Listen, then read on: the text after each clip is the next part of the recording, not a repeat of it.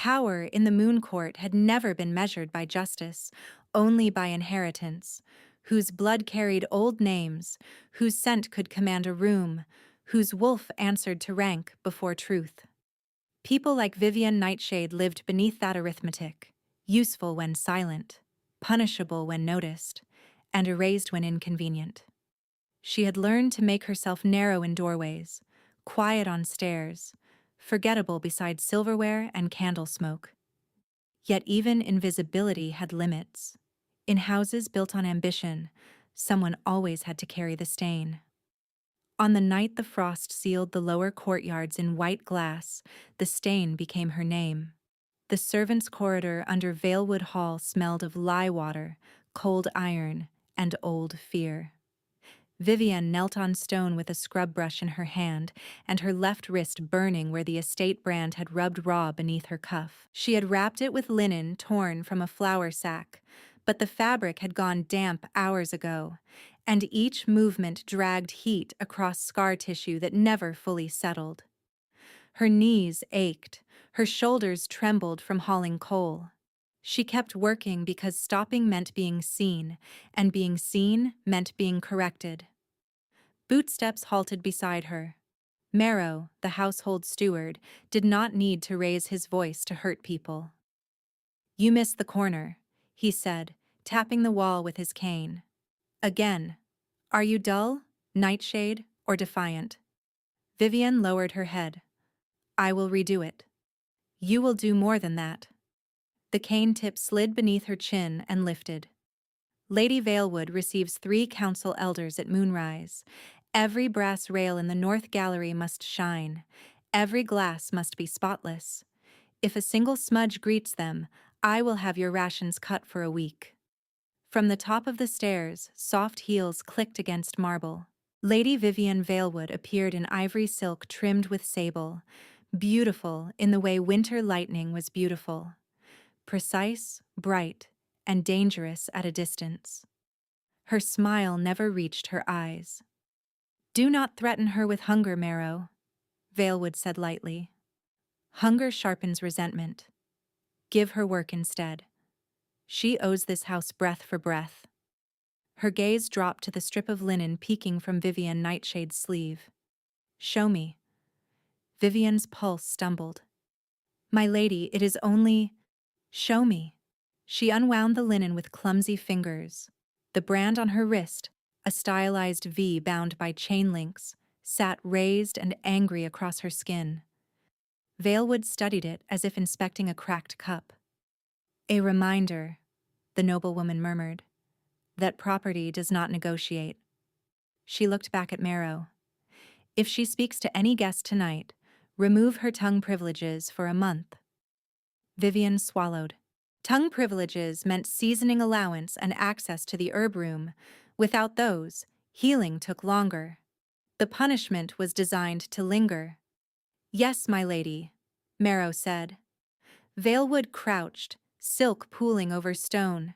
Her perfume carried white rose, amber resin, and a metallic note that made Vivian's instincts sharpen with unease.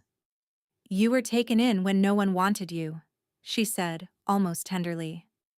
"Do not mistake labor for cruelty. Obedience is the kindest future available to you." Then she rose and left, and the corridor felt colder after her than before. Vivian worked through the evening with her jaw locked and her mind split between tasks. Polish railings, stack wood, carry wine, keep your scent low, keep your gaze down. By the first week of winter, she had learned every hidden latch in Valewood Hall, but none of them opened for her.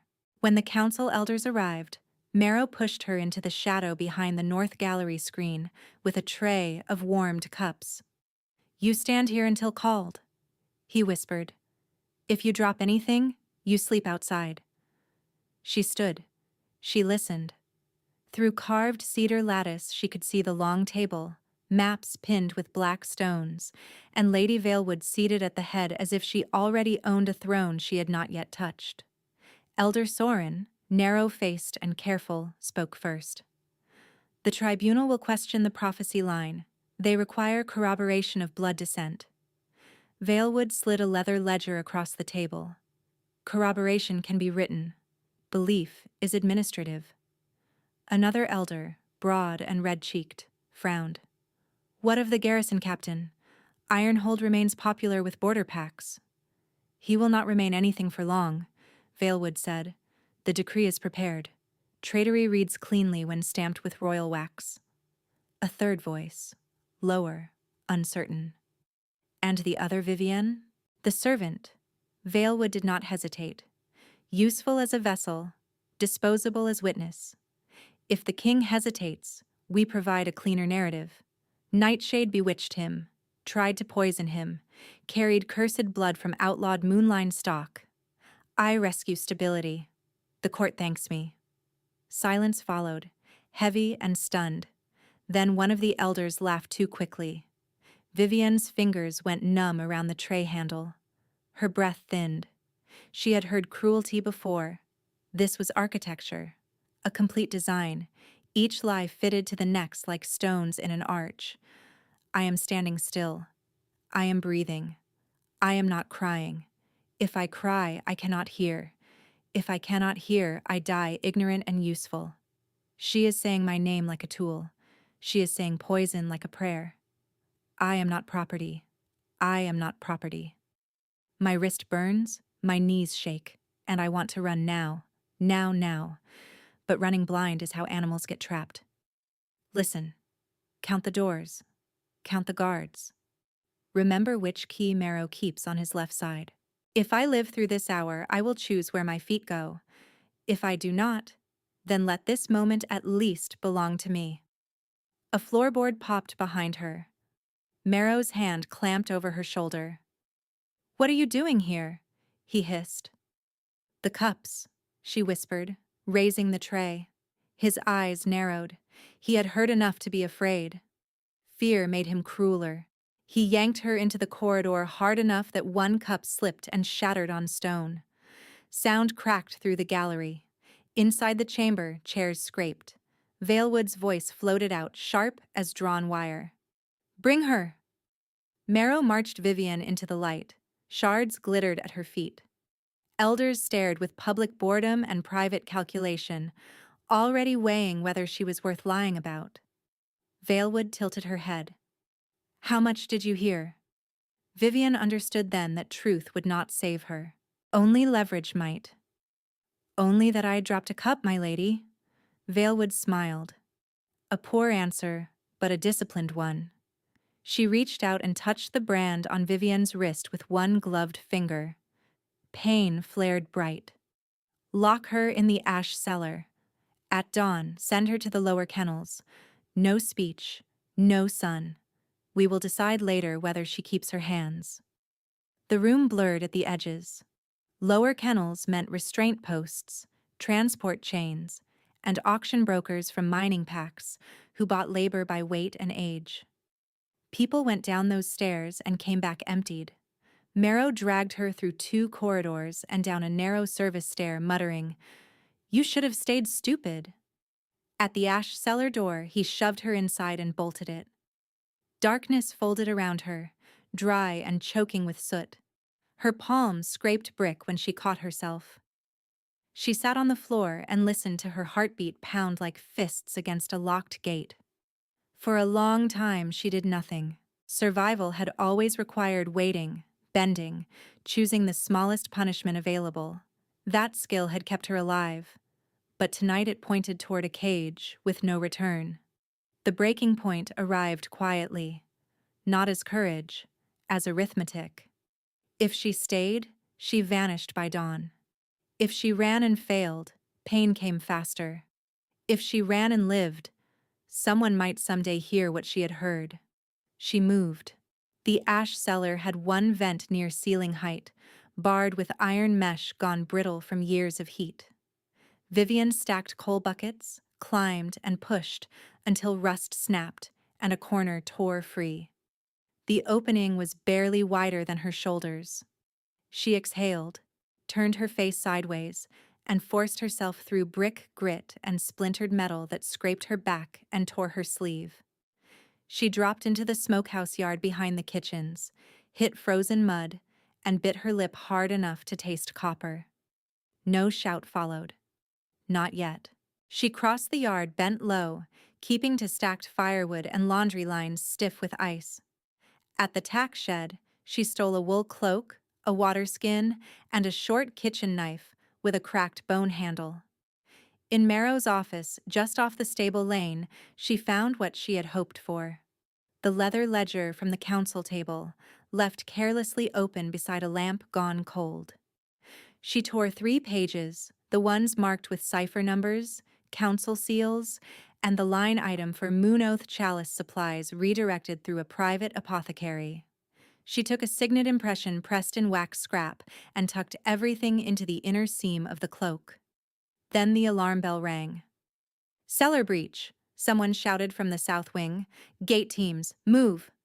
Vivian ran. She cut through the herb garden, crushed rosemary underfoot, vaulted a low wall, and slid down the frozen embankment toward the old drainage culvert that fed the east marsh. Reeds whipped her face. Water knifed into her boots when she waded the first channel. Behind her, hounds barked, then faltered where the marsh split scent lines into a dozen false trails. At the outer boundary stones, moonlight opened across the flats in a hard silver sheet. Freedom looked like emptiness. It also looked like distance she might not survive. She kept going until her lungs burned and her legs shook. Frost gathered on her lashes. The cloak dragged heavy with marsh water. Once she fell to both knees and nearly stayed there, forehead against frozen ground, hands curled around the knife hilt as if that dull blade could stand in for a life.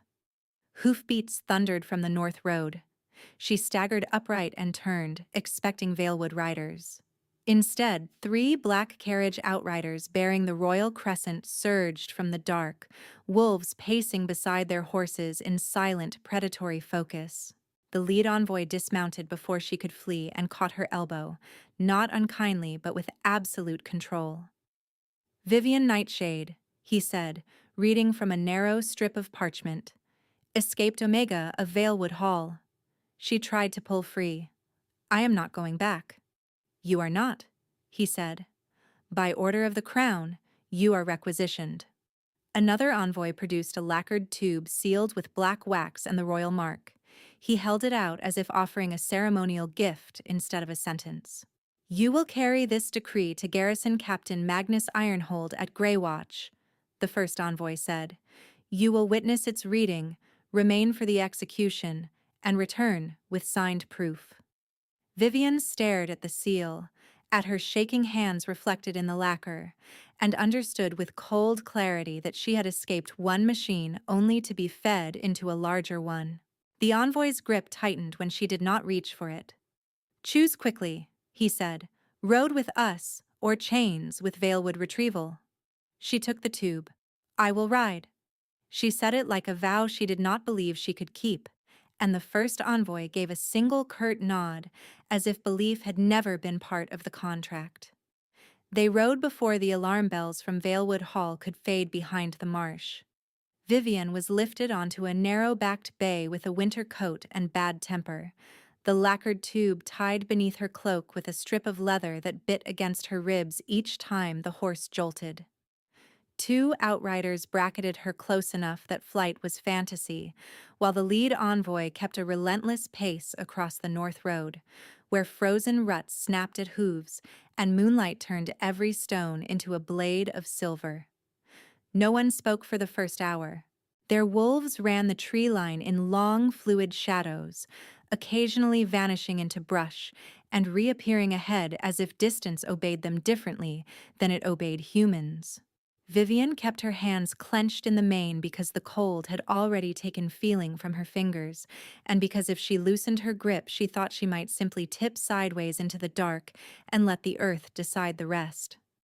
By the time the horizon thinned from black to bruised indigo, fatigue had hollowed her into instinct. Breathe. Stay upright. Do not ask questions that can be used against you. Do not show fear as defiance. At dawn, they halted beside a fallen cedar, where one envoy handed her a heel of stale bread and a flask of bitter tea. He watched until she drank.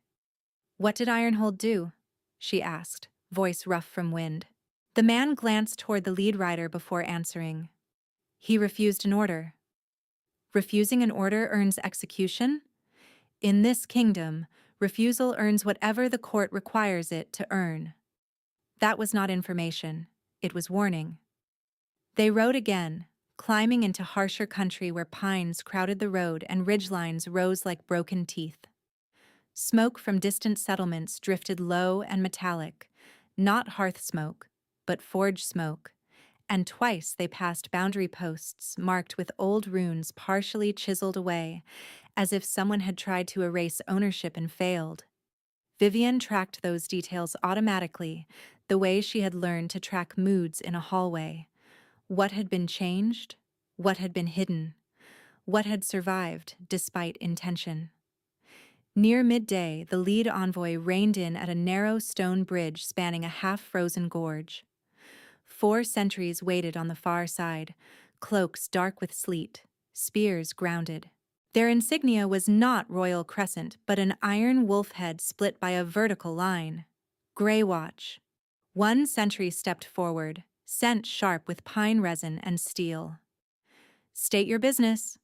"Royal decree," the envoy replied, "for Captain Magnus Ironhold, delivered by named witness." He jerked his chin toward Vivienne. "She crosses. We do not." The sentry's gaze settled on her wrist where the edge of the brand showed beneath her glove. His mouth tightened. Not pity. Recognition, then anger banked under discipline. "Hand over the tube," he said. The envoy's expression went flat. "Order specifies bearer witness present at reading." A quiet beat stretched. Wind hissed through bare branches below the bridge. At last the sentry stepped aside. "Then she crosses with us. Alone." The envoy looked up at Vivienne as if confirming she understood the geometry of threat. "You are now in garrison custody until task completion." He did not say good luck. He did not say survive. Vivienne slid from the bay, nearly stumbled when her boots hit stone, then walked across the bridge with the tube pressed under her palm. The moment she reached the far side, the sentries closed ranks behind her, and when she glanced back, the royal party was already turning away. Grey Watch territory did not look like a trader's refuge. It looked like people bracing against neglect. Terraced fields lay fallow under frost, irrigation channels cracked but recently patched. The outer palisade had fresh repairs where older timber had split. Children were absent from the lanes, but adults watched from doorways with the stillness of those who had learned to count strangers quickly and remember faces longer than comfort allowed. No banners, no court colors, just hard use, hard weather, hard endurance. They took her up toward the old fort on the ridge, a structure of black stone and timber bones that had once been grand enough to matter, and now survived through stubborn labor. Inside the gate she saw 40, maybe 50 fighters drilling in the yard despite sleet. Their formation was disciplined, economical, stripped of decorative flourishes. Captain's force, she thought. Not a rebel mob. A unit. A broad-shouldered woman with scarred knuckles intercepted them by the armory stairs. "This her?" "Royal messenger," the sentry said. "Named witness." The woman looked Vivienne over from wet cloak to shaking knees, then held out her hand. "Captain is in the upper watchtower. I am Bryn. If you draw steel, you lose the hand." Vivienne passed her the kitchen knife without argument. Bryn tucked it into her own belt and gestured for Vivienne to follow. The climb spiraled through damp stone lit by iron braziers. By the 4th landing, Vivienne's breath came thin and painful, each step dragging the ache in her calves into tremor. At the final door, Bryn stopped, lowered her voice, and for the first time uncertainty touched her expression. "He reads it, you witness it. Then we decide what comes next," she said. "Do not mistake silence for safety in this tower." She opened the door. The chamber beyond had once been a signal room. Now half the roof was gone, exposing a slice of winter sky where sleet drifted through and melted on ancient maps weighted with knife points. One wall had collapsed inward and been rebuilt crudely with stacked stone. A brazier burned near the center, cedar smoke curling blue in the cold. He stood at the broken arch overlooking the valley, back to her, speaking quietly to another officer over a spread of supply tallies. Tall was too simple a word for him. He filled the space with contained force, as if stillness itself had a radius around his body. Dark hair brushed the collar of a weather-worn coat, and old scars crossed the backs of his hands like pale rivers over bronze skin. When Bryn said, "Captain," he turned. Vivienne had seen beautiful men in noble halls, polished and perfumed and brittle with self-regard. This was not beauty. This was impact. His face was roughened by weather and command, mouth set in a line that looked carved rather than softened, jaw shadowed from days without concern for mirrors. Yet his eyes caught her first and held her there. Storm gray at a glance, then threaded with molten amber near the pupil, as if something older watched from behind disciplined restraint. He dismissed the officer with a tilt of his head, then crossed to the table. "Name." "Vivienne Nightshade," she said, "by crown order, bearer witness to decree execution." Something unreadable moved across his expression at her surname. Not surprise, not exactly. A calculation that reached farther than the room. "Give it to me." She untied the lacquered tube with fingers that had started to shake again, stepped forward, and placed it in his palm. Their skin did not touch. Not yet. But the distance felt narrower than it should have, charged by attention too precise to be polite. He broke the black wax seal. As he unrolled the parchment, a gust knifed through the missing roof and slammed the door behind her. The sound made her flinch. Magnus did not. His gaze moved down the page once, then again more slowly, his posture going from ready to utterly still. When he looked up, the room seemed to tighten around that look. "Traitor to the crown," he said, voice low, almost calm. Immediate sentence. Witnessed by requisitioned Omega. He folded the decree with deliberate care and set it on the table. Efficient. Vivienne's throat burned. "I was ordered to remain for your execution." Bryn swore under her breath behind her. Magnus studied Vivienne for a long second, then stepped closer. Close enough that cedar smoke and cold iron and the clean, wild scent of storm rain wrapped around her senses all at once. Not court fragrance, not dominance perfume. Real scent, unmasked, and the animal part of her went rigid with startled attention. "You can go back to chains," he said, each word precise, "or stay and learn why they are truly afraid." The choice hit harder than command. She opened her mouth, but pain sliced through her hand first. In the climb, she had skinned her knuckles on rough stone without noticing. Now the split reopened where she had clenched the tube too tightly, and a bright bead of blood slid across her skin. Magnus's wrist moved as he reached instinctively for her hand, perhaps to steady it, perhaps to inspect the injury. His sleeve pulled back, revealing a dark rune banded around his pulse point, old ink threaded with metallic flecks that seemed to catch the brazier light. Her blood touched the rune. Heat slammed through her spine like a struck bell. Vivienne gasped and jerked, but the reaction did not stop at skin. A live current raced through her nerves, up the base of her skull, down her ribs, and settled low in her core as a fierce, pulsing thrum. For years, the wolf within her had been distant as winter stars, more memory than presence, muted by fear and hierarchy and the constant grind of survival. Now awareness prickled along every inch of her, sharp and undeniable, as if a locked door had been kicked open from the inside. Cedar smoke thickened, or maybe her senses had widened so abruptly the world came in too fast. Ember crackle, sleet hiss through broken stone, Bryn's heartbeat stuttering at the edge of the room, Magnus's breath catching hard in his chest. He stared at their joined hands as amber bled into his irises, predator and sovereign rising in the same instant. Then he did something no highborn alpha had ever done in front of her. He dropped to one knee. Not in weakness. In recognition so absolute it altered the air between them. Bryn made a startled sound and backed toward the door. "Captain?" Magnus did not look away from Vivienne. His voice, when it came, was roughened with restraint. "Out." The door shut. They were alone with the brazier and the sleet and the roar of blood in her ears. Inside her, panic and longing collided so violently she could barely breathe around it. Mate.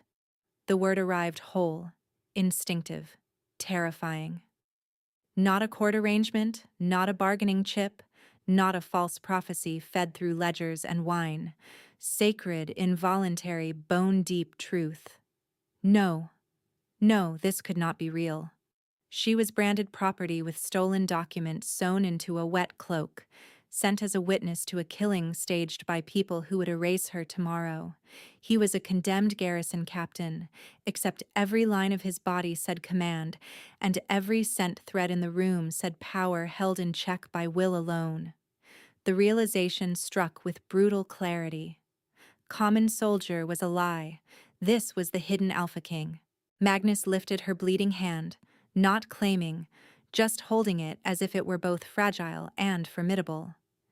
His pupils shifted, the ancient force in him close to surfacing, and still his grip remained careful. "Look at me," he said. She was already looking. She could not stop. Their gaze locked, and the pull between them was not gentle. It was tidal, relentless, terrifying in its certainty, dragging truth to the surface faster than either of them could negotiate with it. The tight knot behind her ribs loosened and tightened again, grief and hunger braided together. "I know what this is," he said, voice barely above a whisper. Vivienne's laugh came out broken. "Do you?" "Yes." He swallowed, a sharp intake of breath cutting through the word. "And I know exactly what they will do if they learn it before we are ready." Her pulse hammered against his fingers. "Then kill me quickly and send your proof." That was the order. Something fierce crossed his face, gone almost before she could name it. "No." The single syllable was quiet, unmovable. Sleet drifted through the open roof and died in the brazier with small hissing bursts, each one sounding like a countdown. Vivienne stood in torn wool and exhaustion, and awakening power she did not understand, with a death decree on the table and a kneeling king at her hand, and knew the world had narrowed to one unbearable, irrevocable choice. She drew a breath that scraped her throat raw and said, "If I stay as witness, not prisoner." Magnus remained on one knee for a heartbeat longer, then rose with deliberate care, as if abrupt movement might fracture something newly formed between them. "Agreed." He tore a clean strip from the inside hem of his own sleeve and wrapped her split knuckles, fingers steady despite the strain carved across his face. "I will not bind you, scent mark you, or claim rank over you. Not here. Not like this." The force in his voice came from restraint, not threat. That startled her more than the kneeling had. He moved to the door and called Bryn back in. "Change of orders. No execution. We leave within 10 minutes. Bryn's jaw tightened. "The envoys will report noncompliance." "They already planned to," Magnus said. "Send Kellen to the East Watch with the ash flag. If royal riders return, they find a pyre and a sealed urn." Bryn looked from him to Vivienne, saw enough in both faces to stop asking questions, and nodded once. "Understood." As the chamber emptied into controlled motion, Magnus faced Vivienne again. "You can still walk away inside these walls. Once we move, you become a target tied to me." She touched the hidden seam of her cloak where the stolen pages pressed against her ribs like a second pulse. "I already was." His gaze sharpened. "What are you carrying?" Proof. The word shook but held. Council seals, cipher entries, chalice supply redirection through a private apothecary. Valewood plans a poisoning and will pin it on me. For the first time, anger broke through his control in visible form. His pupils narrowed, and something ancient looked out through his eyes. He held her stare, then gave a single, hard nod. Keep it on you until I say otherwise. Only Bryn and I see it. They descended the tower into a garrison that had shifted from routine to evacuation speed without panic. Sled bundles were strapped, signal lamps doused, and 2 decoy riders sent down the west road wearing Magnus's colors. Vivian had never seen authority used this way, not as theater, not as punishment, but as protection scaled across dozens of lives. By the time the sleet thickened into needling rain, they were already moving through the lower pine route, 6 riders and 2 wolves, threading a narrow track above a black river. The crossing came at dusk where the road failed into broken stone and floodwater. Spring melt had not begun, yet mountain runoff still carved through the gorge with brutal force, a channel too deep to ford safely on horseback and too fast for anyone carrying winter gear. An old rope bridge had snapped weeks before. Only the anchor posts remained, half buried in ice. Bryn scanned the banks. North Shelf? Magnus shook his head. Too exposed. He looked at the current, judged it, and pointed downstream where the channel widened around a gravel bar.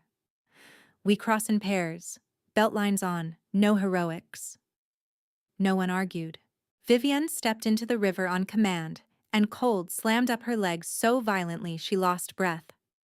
The water surged above her calves, then thighs, pulling hard at her knees.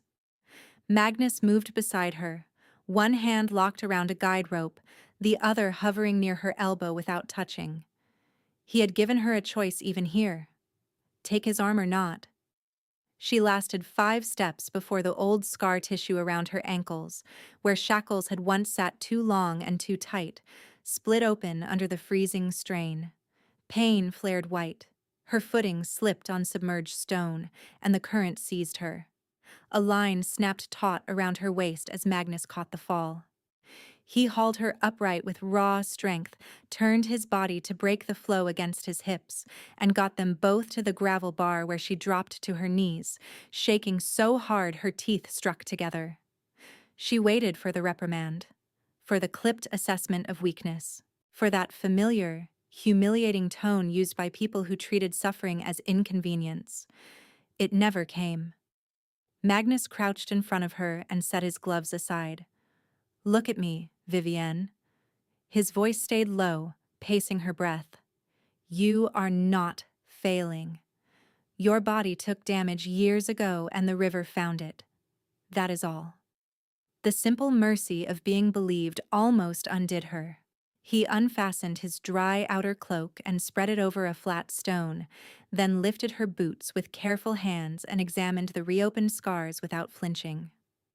I need to wrap this now or you will lose more skin by morning. His gaze lifted to hers, asking, not assuming. May I touch your legs? She nodded because speech had deserted her. He tore linen from a supply roll, dried her skin near the wounds with the edge of his shirt, and bandaged both ankles with the focused precision of a field medic. When her fingers began to cramp from cold shock, he gathered both her hands between his palms and drew them against the heat of his chest under his coat, sheltering them there while keeping space everywhere else. The contact was intimate and entirely non-possessive, and that paradox left her disoriented. Her pulse jumped when his hand hovered near the back of her neck, just above the place where omegas were usually forced into obedience through scent pressure. He stopped a breath away. If I warm this point, your tremors will ease. If you do not want that, I do not do it. No one had ever asked her that question. Yes, she whispered. His palm settled lightly at her nape, warmth pouring through frozen muscle in slow waves. The panic that had been clawing at her ribs retreated enough for thought to return in fragments. I am still shaking. I am still afraid. I can smell cedar and wet wool and river stone, and none of it smells like a cage. This should not matter.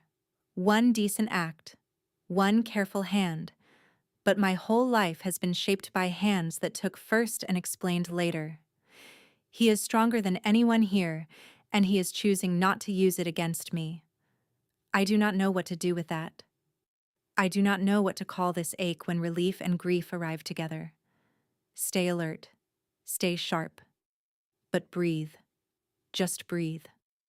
When the rest of the unit finished crossing, Magnus stood and pulled her up with him, keeping a steadying arm at her back only as long as she leaned into it. They made camp in a shallow rock shelter above the river, hidden from the main trail by wind-fallen fir. Night settled hard. Bryn set watches. 2 scouts ranged the ridge. Magnus built the fire himself, ignoring 3 offers to take over, then produced flour, salt, and a skin of rendered fat from the supply pack, as if he had done this 1,000 times. He had not. The first flatbread charred black on one side and stayed raw on the other. Yo. The second collapsed into the coals. On the third attempt, he stared at the pan like it had betrayed him personally and muttered, "Undefeated in battle, defeated by flour." A startled laugh escaped her before she could bury it. He looked up, surprised, then gave a brief, crooked smile that made him seem younger and far more dangerous to her composure. "There. Proof you are recovering. You mocked your commander." "You are not my commander," she said, softer than she intended. "No." The smile faded into something steadier. "I am trying to be worthy of being your ally." They ate burnt bread and hot broth that tasted of onion and juniper. No one asked her to serve it. No one took her bowl away first. When she drifted toward sleep wrapped in Magnus's dry cloak beside the fire, she woke once to find he had moved his bedroll 3 arm lengths farther than necessary, giving her space while still placing himself between her and the open trail. By late morning the next day, they reached a checkpoint where the mountain road narrowed between stone pillars etched with pack law marks. 8 officers in river-gray cloaks held the gate, their insignia belonging to a neutral border post that answered to the council, not Greywatch. Trouble announced itself before a word was spoken. Too many spears ready, too much interest in her face. The checkpoint captain, a thick-necked man with polished bracers and a scent heavy with false civility, stepped forward and bowed to Magnus with performative respect. "Captain Ironhold, we received notice of irregular transport. Protocol requires inspection of all persons and property." Magnus's expression gave him nothing. "Inspect the packs. My people remain mounted." The captain's gaze slid to Vivian's wrist where her glove had shifted. He saw the brand and smiled. "That mark belongs to Valewood Household Registry. Stolen property is exempt from transit protection. Surrender her and proceed." The words hit her like old chains dropping from the ceiling. She felt herself go very still. Magnus moved his horse 1 stride sideways, placing his body between hers and the checkpoint line. "She is under my protection." "Protection does not override ownership claims," the captain said, "unless you are declaring challenge jurisdiction at a council gate." Bryn's hand went to her sword. 3 gate officers shifted formation, ready for a grab. The captain looked directly at Vivienne. "Dismount, Omega. Do not make this ugly." Magnus dismounted first. He landed with quiet force, rolled his shoulders once, and released a controlled pulse of alpha aura that expanded through the gate yard like pressure before a storm.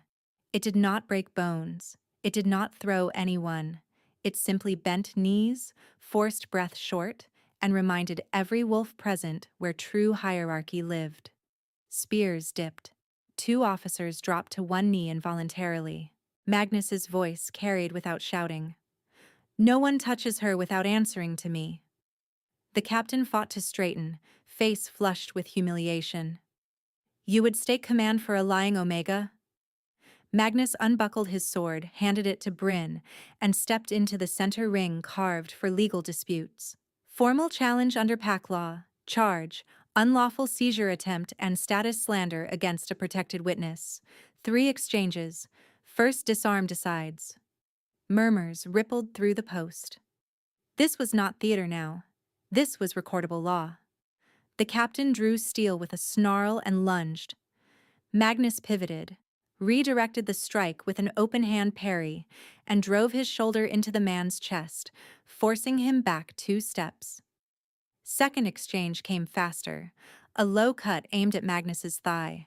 He trapped the wrist, turned through the angle, and stripped the blade cleanly with a twist that sent metal skidding across a stone.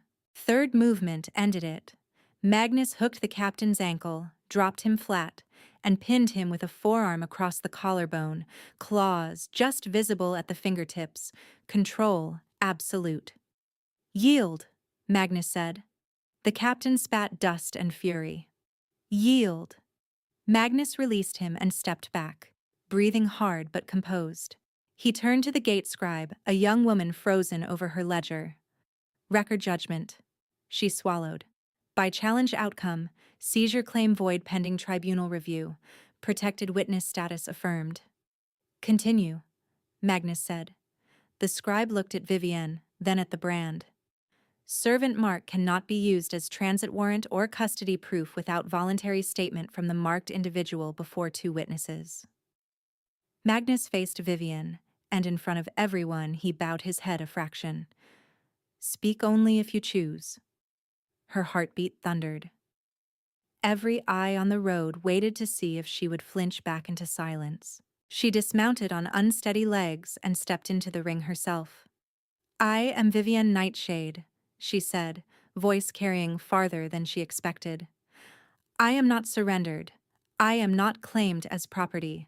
I travel as witness under my own will." Bryn stepped up on her left. The gate scribe on her right lifted the ledger. 2 witnesses. Legal form complete. The scribe wrote quickly, sanded the ink, then read it aloud for the post to hear. "Personhood restored and acknowledged for transit under challenge law." No cheer followed. This was not that kind of victory. It was better. An official fact entering a system built to deny her existence. Magnus reclaimed his sword and offered her the stirrup with a steady hand. She took it, then surprised herself by not letting go immediately. His fingers closed around hers once, warm and certain, before he released. When they rode through the opened gate, the wind seemed less sharp against her face. Fear still traveled with her. So did doubt, and the knowledge that courts could twist any law they disliked. Yet a wall she had not known she had built began to crumble, stone by stone, under the weight of repeated evidence. For the first time since the death decree touched her hands, she let herself believe that staying might mean more than surviving. It might mean being seen. Being seen felt like stepping into winter sun after years underground. Warmth on her face. Danger all around. Nowhere to hide if the sky changed. They had not gone half a mile beyond the checkpoint when hoofbeats sounded behind them, and the gate scribe came hard down the road, cloak unfastened, ledger satchel banging against her hip. She reined in beside Magnus and held out a folded dispatch sealed in green wax. "This came by Courier Hawk while you were in the challenge ring," she said, breathless. "Council-wide posting order. I copied it before the captain could lock it." Magnus broke the seal and read. His mouth flattened. "Read it aloud," Bryn said. He did, voice stripped to iron. "By authority of the Moon Court, any person presenting as Vivienne Nightshade is to be detained for fraudulent identity, theft of a crown instrument, and suspected use of illicit scent compulsion against ranking officers. Detain alive. Delivered to Valewood Hall, pending tribunal." Signed Elder Soren, countersigned by Lady Vivienne Valewood. The scribe flinched at Valewood's name, then looked straight at Nightshade. "I filed your personhood statement into the post registry under duplicate lock. 1 copy to archive, 1 hidden in the old census chest.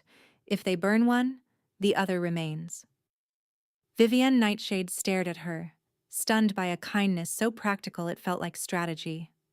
Why help me? The young woman swallowed. Because law without memory is just costume. She turned her horse. Ride fast. She is paying messengers by the hour. By dusk, the road dropped into shale country where wind scraped the cliffs clean of scent. Magnus shifted them off the main pass and into a hunter's track screened by juniper, then called a halt beneath an overhang split by an old lightning scar. 2 scouts ranged ahead. Bryn set quiet watches. Nobody lit a high flame. When they were finally alone at the edge of the shelter, Magnus handed Vivian the dispatch. This is her opening move. Not kill order yet. Narrative control first. She is turning me into a crime scene before I can speak. Yes. His gaze remained on the darkening trail. Valewood built her power through council dependency. She understands that institutions move faster to preserve appearances than to examine truth. Vivian took the stolen pages from her cloak seam and spread them on a flat stone between them. Moisture had curled the edges, but the marks remained clear. Cipher columns, redirected purchases, the apothecary's seal, and a discreet notation that matched the moon oath ceremony inventory. She planned this before I ran, Vivian said. The chalice route was altered 2 weeks ago. If poison reaches the oath cup and she controls the accusation, she names me regicide and names herself savior. Magnus's jaw tightened. She does more than want rank. She wants legitimacy through crisis. If she can stage an attack, survive it publicly, and blame an expendable Omega, half the packs will beg her to stabilize the court. Bryn joined them, rain beating on her lashes. Scouts found chalk marks on the lower switchback, 3 slashes and a circle. Magnus's attention sharpened. Courier code? Valewood domestic code, Vivian said before she could stop herself. Both of them looked at her. Kitchen walls, pantry crates, servant routes. 3 slashes means transfer. Circle means sealed cargo. She used it when moving ledger boxes she did not want steward staff reading. Bryn muttered. She tagged mountain roads with household marks. That is bold. No, Magnus said.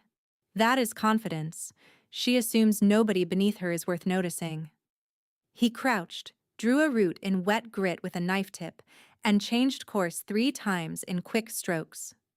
We do not go to Greywatch. Too obvious. We cut east to the abandoned moon granary at Black Hollow. There is an old archive cellar with wardstones still intact. We hold there, verify every seal, then call witnesses before she can frame venue.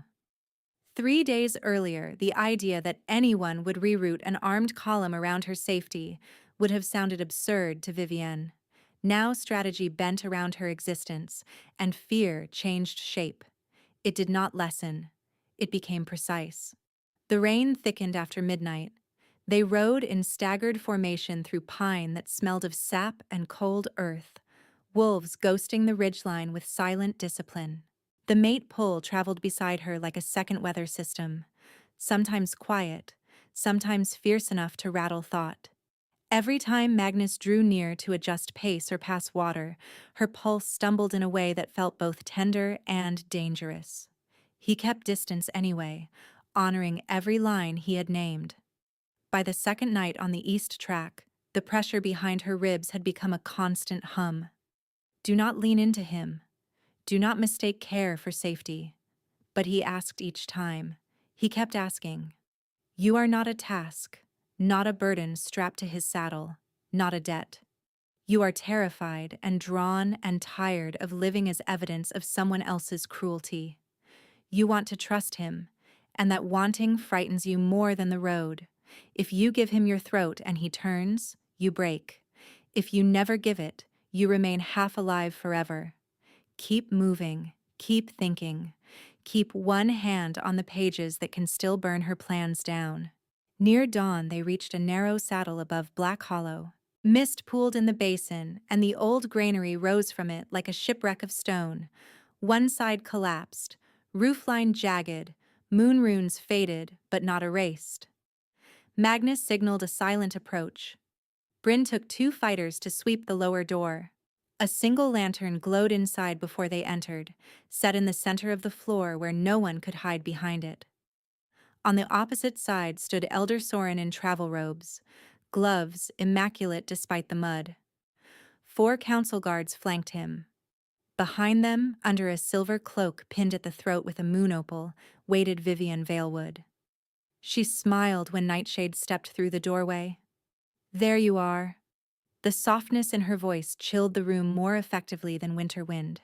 Magnus moved half a stride forward, body between both women. "This site is not declared tribunal ground, state purpose." Soren lifted a parchment case. "Preliminary custody hearing under emergency authority. Allegation: theft of crown decree, coercion of military command, and falsification of blood identity. We are empowered to take the accused into protected custody pending formal Moon Tribunal." Vivian Valewood tilted her head, gaze fixed on Nightshade's face with intimate contempt. "You could have come home quietly. Instead, you made this theatrical." Magnus did not take the parchment. "Protected custody at your estate is not neutral." Valewood's smile widened by a fraction. "Neutrality is a luxury when the kingdom is under internal threat." Bryn returned from the lower corridor with 2 scouts and a tiny shake of her head. No obvious ambush, but too many unknown exits.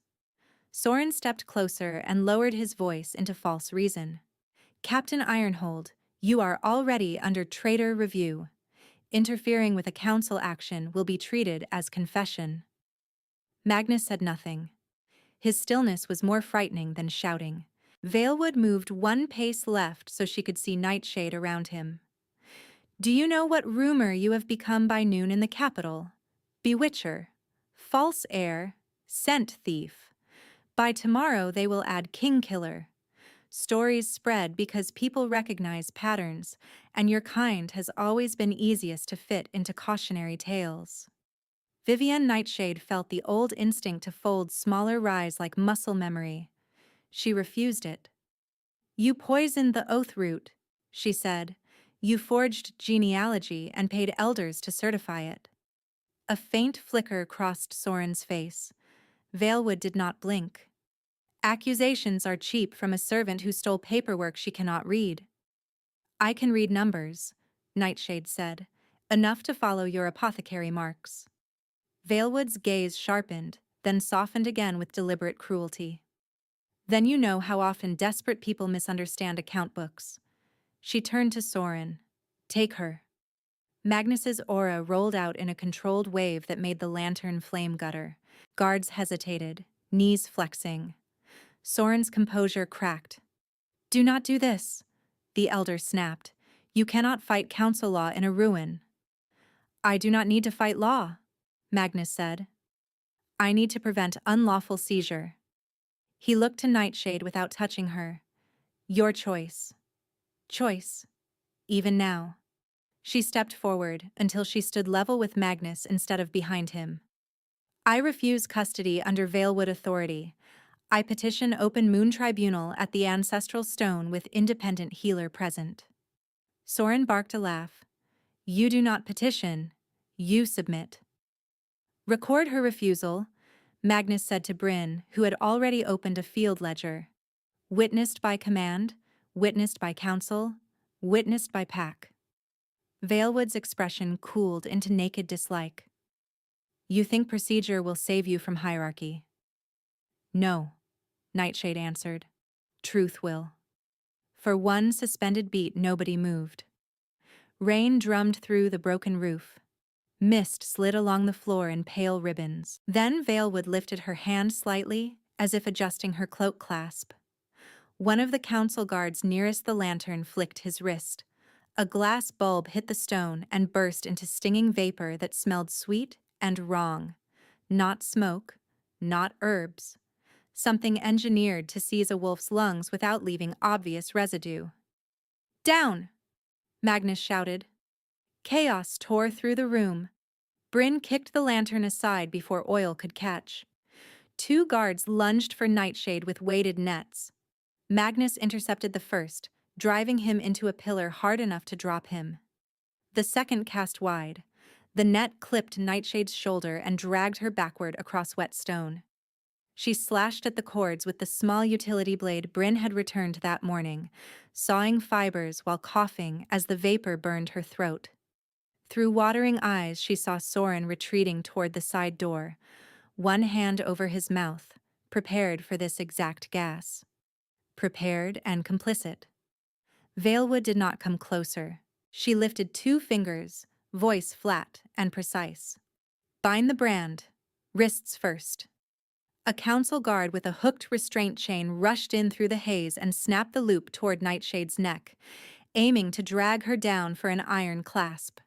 She dropped hard, the chain singing over her head, then drove her blade into the leather join near the hook. Metal rang, the loop split and recoiled, slicing her palm but buying one staggered step of space. "Keep her alive," Valewood said, sharp now. "If she marks herself, I want witnesses for every bruise." For a heartbeat, she thought she had space. Then the sidewall boomed. A second team smashed through a boarded service door she had not seen, 6 hired fighters in unmarked leathers flooding the granary with chain snares and shock hooks. One hook struck the wardstone by the stairs, and blue-white light fractured across old runes, sealing the main exit behind a crackling barrier. Bryn shouted, "Trap team!" Magnus looked over his shoulder once, saw the blocked door, and bared his teeth in a feral warning that made even armed men falter. But the vapor was spreading, the room narrowing, and more boots pounded in from below. Valewood ripped free and stumbled back toward Soren, eyes bright with triumph. "Now," she ordered. The last clear breath in the granary tasted like cedar, rain, and poison as the barrier flared to full strength and turned their only clean escape into a wall of light. Vivian dropped flat as a shock hook cracked over her shoulder and struck stone, scattering sparks that crawled like insects across the damp floor. The vapor thickened low, sweet, and cloying, and every instinct screamed at her to claw toward air she could not reach. Through the haze, she saw Magnus wrench one attacker off Bryn and throw him into a grain chute hard enough to splinter wood, then spin into another clash as 2 more closed on him with chain snares. He fought like a storm held inside bone, precise and terrifying, but even he was being forced to spend himself in all directions at once. "Take her alive," Soren coughed, backing toward the stair alcove, face intact, wrists marked. Valewood stood behind him, untouched by the worst of the gas, a cloth pressed to her mouth, eyes fixed on Vivienne with cold concentration.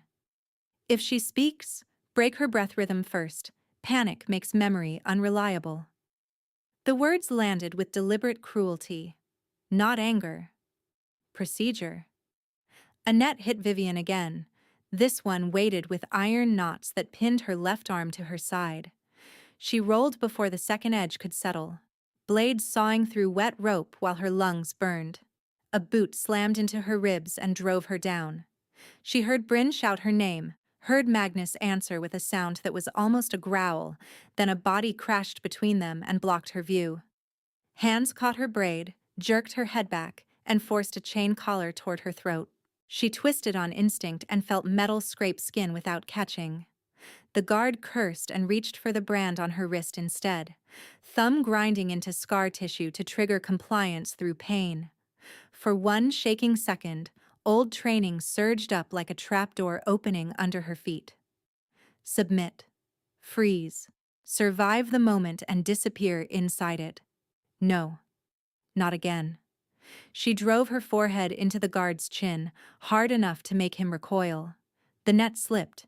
She kicked free and crawled toward the nearest pillar, coughing until black spots burst across her vision. The side team poured in deeper, 6 becoming 9 as hidden men emerged from the lower storage trench with more hooks and weighted cables. This had never been a custody hearing. It was a staged capture with legal language draped over it. Magnus saw the same thing at the same moment. "Bryn, left flank," he barked.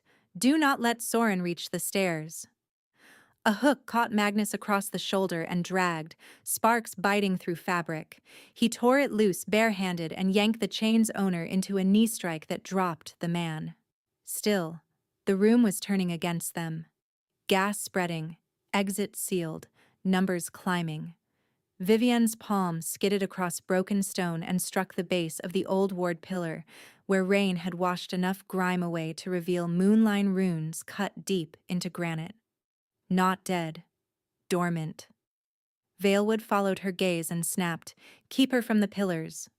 Too late. Vivienne pushed to her knees behind a toppled grain bin, chest heaving, mind racing through fragments she had never been allowed to value. Old servant routes, inventory symbols, ritual supply lists, the shape of moonscript scratched on laundry ledgers by long-dead hands, transfer marks, sealed cargo, oath vessels. The same grammar everywhere, the same lie wrapped in ceremony. I am here. I am choking. I am terrified, and I am done kneeling to people who call cruelty governance. He cannot fight all of them and keep me breathing. Bryn cannot hold every line. If I wait for rescue, I become their evidence. If I move now, I might burn with the room. Move anyway. Bleed, if needed. Choose this. Choose it while I still can. She slashed her already cut palm across the blade edge and pressed blood into the groove of the nearest rune. The stone answered. Silver light pulsed once, then again, racing outward through hairline channels in the floor as if the granary itself had remembered a command long denied. The barrier at the main door shuddered. The crackling wall did not vanish, but it changed color. Blue-white bleeding toward argent. Every wolf in the room felt it. Head snapped toward her. Valewood's composure broke for the first time. "Stop her!" she shouted. "Now!" Vivienne staggered to the second pillar, left bloody prints across carved script, and spoke the only formal line she knew from kitchen eavesdropping and stolen ceremony rehearsals. By blood remembered and oath unbroken, I call open witness. The words rang low, not loud, but the runes took them and amplified their intent. Light surged up the pillars in braided strands, then snapped outward in arcs that wrapped around chain hooks and metal nets. Weapons meant for restraint became anchors for something older. 3 attackers were yanked off balance and slammed to their knees, not injured, just held fast by luminous bands around wrists and ankles. A 4th tried to cut free and found his blade fused to the floor. Magnus stared at Vivienne through smoke and rain, shock flaring across his face, before fierce pride replaced it. He pivoted instantly to her rhythm, driving remaining fighters toward lit sections where the runes could catch them. Bryn did the same on the opposite flank, battering a guard backward into a glowing line that climbed his boots and locked him in place. Within minutes, the granary yard beyond the sealed door thundered with arriving riders, drawn by the flare of ancestral wards visible across Black Hollow. Soren made a desperate break for the side exit. Vivienne pointed with her blood-slick hand. He ordered the gas. 1 silver strand shot from the pillar base, coiled around Soren's waist, and hauled him flat across the stones. He screamed once, then went silent, pinned. Valewood did not run. She drew herself upright amid the wreckage, cloak dark with rain, face carved from fury and disbelief. "You think a trick of light makes you legitimate?" Vivienne swayed on her feet, lungs burning, but held her ground as Magnus reached her side without touching. "No," she said hoarsely. "Truth does." The door barrier flickered, then collapsed inward with a hiss. Cold night air flooded the room. Border officers from the checkpoint poured in with shields raised, followed by the gate scribe clutching her satchel, eyes wide at the sight of half the room bound in silver lines. "By all moons," Bryn muttered, wiping blood from her lip. She called witness. "Then we make it official," Magnus said, voice carrying to every corner. "No private custody, no estate transfer. We convene here under emergency open record until Dawn Tribunal can be moved to ancestral stone." Valewood laughed once, breathless and sharp. You do not have that authority. Vivienne lifted her torn hand and touched the glowing rune again. Maybe he does not, she said. I do. They formed a ring in the granary's central aisle while rain beat through the broken roof and turned old grain dust to dark paste underfoot. Bound attackers knelt in lines, watched by border guards. Soren sat forced against a pillar, wrists tied, robe hem-soaked and filthy. The gate scribe stood beside Bryn with ledger open, hand trembling but steady enough to write. Magnus remained one pace behind Vivienne, a visible shield that did not eclipse her. Valewood faced them with her chin high, every inch the noblewoman she had trained herself to be. Say your accusations clearly, she said. Let the record hear how an escaped servant invents treason. Vivienne reached inside her cloak and produced the stolen pages, rain softened but legible. She handed them to the scribe first, not Magnus, and watched recognition flicker across the young woman's face as seals and numbers aligned. Cipher ledger entries from Valewood Hall, Vivienne said. Council bribe disbursements. Moon Oath Chalice route redirected through private apothecary under false maintenance code, marked by your household transfer symbol, 3 slashes and a circle. Valewood's eyes narrowed. Forged. Soren found his voice. Yes. Obvious forgery. Then explain this. Bryn stepped forward and kicked a dropped satchel into the center. It had been cut from one of the trap fighters during the melee. Glass clinked inside. Bryn tipped it out. 2 narrow vials cushioned in lamb's wool, each sealed with wax-stamped V. Valewood snapped. Those could come from any estate supplier. Not with that resin blend, said a new voice from the ring's edge. A woman in healer gray pushed through the guards, summoned with the checkpoint riders. She introduced herself only as Healer Ilya and knelt by the vials with practiced calm. She opened one, inhaled cautiously above the neck, and blanched. Moonbane distillate tempered with dreamroot. Ingested in ceremonial dilution, it causes convulsions and cardiac arrest in alphas under oath-bind stress. It is tasteless in spiced wine. Silence slammed down. The healer held up her stained glove for all to see. This is regicide poison. Valewood's control fractured into naked rage. You provincial fraud. Healer Ilya met her stare. I testified at 3 war tribunals. Try again. Soren began to shake. Lady Valewood, tell them this is misdirection. Valewood did not look at him.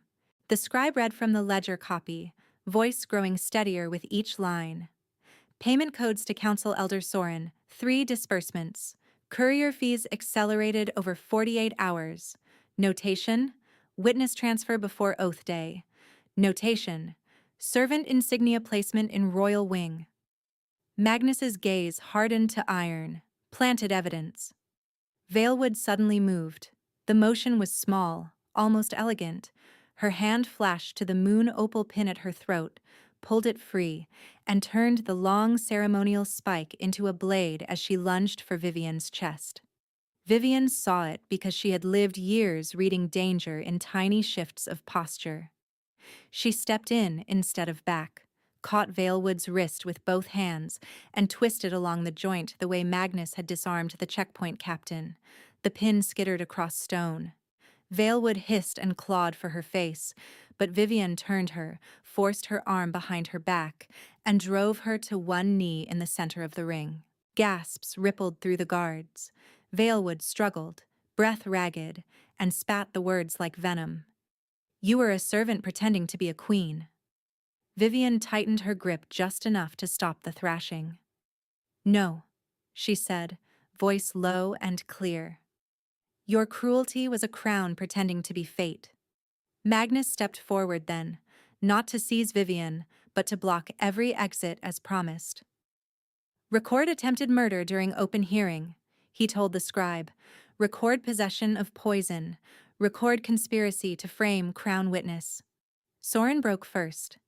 She told me it was only sedation, he babbled.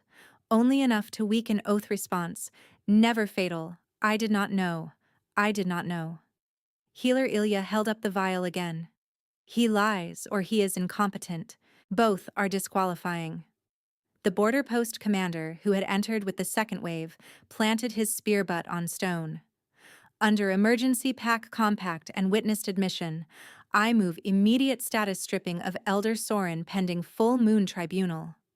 Granted, Magnus said. All eyes shifted to Vivienne. The crux of power stood in her bloody hand, vengeance now, or law made visible. She released Valewood's wrist only when two guards took firm hold. Valewood lifted her head, hair fallen loose, eyes bright with hatred that had nowhere left to land. Vivienne spoke to the ring, not just to her. Vivienne Valewood is stripped of provisional lunar claim, household custody rights, and council sponsorship. She is sentenced to permanent exile beyond pack borders under truth-binding oath, to be escorted at first light by neutral command. If she crosses back, she stands immediate arrest under attempted regicide. Valewood laughed once, brittle as ice. You cannot exile what built this court. Watch me, Vivienne said. The healer stepped in to mark the oath. Silver ink was drawn across Valewood's palms, then sealed with rune pressure at the throat. The binding flared and settled, visible to everyone. No private deal could undo it quietly. Rain eased to a fine mist. Bound attackers were marched out in lines. Soren was taken separately, weeping into his ruined gloves. The scribe sanded the final page and passed the ledger to Vivienne with both hands, formal and reverent. Magnus looked at her then with an expression stripped of every mask he had worn since the tower. Awe, relief, and a fierce devotion he did not bother to hide. You held the line, he said. Vivienne swayed and would have fallen if Bryn had not caught her elbow. Exhaustion hit all at once, brutal and complete. But beneath it a new steadiness took root. Not safety yet, not peace, but ground that would hold. Outside, dawn began to pale the eastern ridge, and the riders preparing to escort Valewood into exile did not look away from Vivienne Nightshade when they bowed. By late afternoon, the ancestral stone circle above Black Hollow was full. No velvet canopies, no curated nobility rows. Wolves from border posts stood beside farmers, garrison fighters, and house servants summoned as witnesses under emergency seal. The gate scribe, who finally introduced herself as Tamsin Reed, read from a raised slate table while Bryn kept the record chest under her hand, and healer Ilya catalogued every vial, pin, and cloth sample in plain view. Vivienne stood at the center stone with Magnus at her right shoulder, close enough to feel his heat, far enough to keep her choice visible. Tamsin's voice carried cleanly. Physical submissions, black wax death decree, naming Magnus Ironhold traitor, delivered under coercive requisition order. 3 ledger pages removed from Valewood Hall with matching cipher to council disbursements. Wax signet impression recovered from steward office. Green wax detention posting copy. 2 Moonbane distillate vials stamped Valewood seal. Ceremonial pin recovered after attempted stabbing. All entered into public archive. She looked up. Duplicate registry of Vivienne Nightshade's personhood statement confirmed at border post, and second copy found intact in old census chest. Chain of custody complete. The old sentry from the bridge, the one who had stared at Vivienne's brand with banked anger, stepped forward and testified that Greywatch had never received a lawful execution counterseal for Magnus, only the death order itself. Bryn submitted the ash flag decoy plan and named it what it had been. A delaying tactic, never carried to completion, no false remains filed. Healer Ilya lifted a ceramic bowl containing residue scraped from the shattered gas bulbs. Dreamroot aerosol with lung-seizing additive, non-lethal by design in open air, dangerous in enclosed stone. She turned so all could see Soren kneeling under guard. He purchased this under council emergency allotment. Soren tried to speak twice and failed both times. On the third attempt he confessed in a thin, exhausted voice. redirected funds, falsified urgency notices, and deliberate erasure of old moonline boundary runes along northern posts to weaken lineage claims beyond court control. The chiseled markers on the road, the altered symbols, the strange edits Vivienne had noticed while riding north, all aligned into one strategy. Valewood, already truth-bound, was brought to the edge of the circle in exile gray. She did not beg. She said only, "You gave power to people who were meant to carry trays." Vivienne met her stare. "No, I gave law back to people who were meant to be people." At moonrise, the tribunal vote was spoken aloud by each neutral commander and archive keeper present. The verdict held. Exile stood. Soren and 2 complicit elders were stripped and remanded for labor restitution under guard. Servant branding was struck down by immediate compact. Every marked wolf could petition removal with healer oversight and no household veto. When the circle finally quieted, Magnus turned to Vivienne, eyes steady, voice pitched for her alone. "One more choice remains, not court law. Ours." They walked from the stones to the old moon altar above the river, where cedar torches burned low and mist curled around weathered pillars. No crowd followed, only Bryn and Tamsin at a respectful distance as legal witnesses, then farther back when Magnus lifted a hand for privacy. The night air smelled of wet rock and pine resin. Vivienne's pulse thudded in her throat with awe, fear, and a hunger that no longer felt like shame. Magnus removed his cloak and set it across the altar step. Then he unfastened the throat of his tunic and bared the strong line where neck met shoulder, rune light faint under skin. He bowed his head. "I offer first," he said quietly, "not to take from you, to be chosen by you. If you say no, I remain yours in every way that does not wound your freedom." Her breath trembled. "Look at me." He did. Amber threaded his irises, ancient and vulnerable at once. "I choose this," she said. "I choose you awake, not cornered. I choose you knowing what it costs." A low, reverent sound left him, almost a prayer. "Mate." He stepped closer, each movement visible, giving her room to stop him. "May I mark you?" "Yes." His hand came to the side of her neck, warm and steady. He waited 1 heartbeat longer, then bent and set his teeth at the junction of her neck and shoulder. Pain flashed sharp and bright, a clean strike that pulled a gasp from her chest. The bite deepened, not brutal, just undeniable, and heat poured through the wound in a gold-silver surge that raced down her spine and into every scar she had carried. The ache in her branded wrist eased. The old terror lodged behind her ribs loosened as if a locked knot had finally been given permission to release. She felt him too. His restraint, his ferocity, the years he had held back command because he did not trust power that demanded obedience. The bond opened like floodgates. "Mine," his pulse said through the new link, "not possession, but vow." She leaned into him, shaking, and heard her own answer rise from somewhere deeper than language. "Yours." Magnus drew back, breath ragged, his forehead resting against hers. The mark at her shoulder burned, then settled into a steady thrum that matched his heartbeat. "Vivienne," he whispered, voice frayed with feeling, "you can stop here." She touched the new mark, then lifted her blood-warm fingers to his throat. "No. My turn." Her smile broke through tears she had not felt fall. "May I mark you?" His eyes closed briefly, relief and devotion crossing his face like dawn over steel. "Please." He angled his head, baring the base of his throat. She placed 1 palm over his chest and felt the thunder there, then bit. He hissed at the first sting, hands flexing at her waist without trapping her. She held the bite long enough for intent to settle, long enough to feel the same transforming current pour from her into him. Not submission, not surrender, but equal claim. His runes flared under her mouth, then hers answered, lines of light threading across their skin until the patterns joined in one continuous arc from his wrist to her shoulder. Mate, the bond rang between them, vast and calm.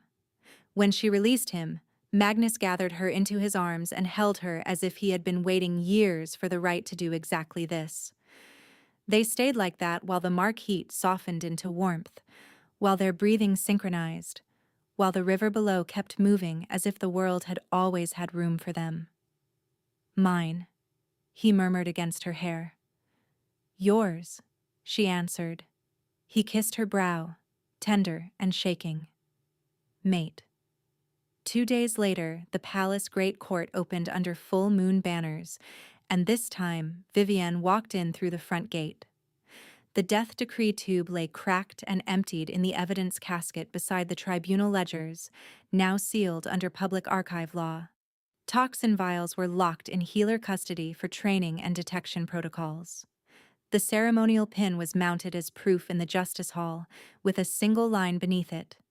Intended silence. Failed. Tamsin Reed read the restoration compact before the assembled packs. Servant branding is abolished. Existing marks will be medically removed where requested, or retained by personal choice without legal status attached. Annual open moon tribunals are hereby mandated.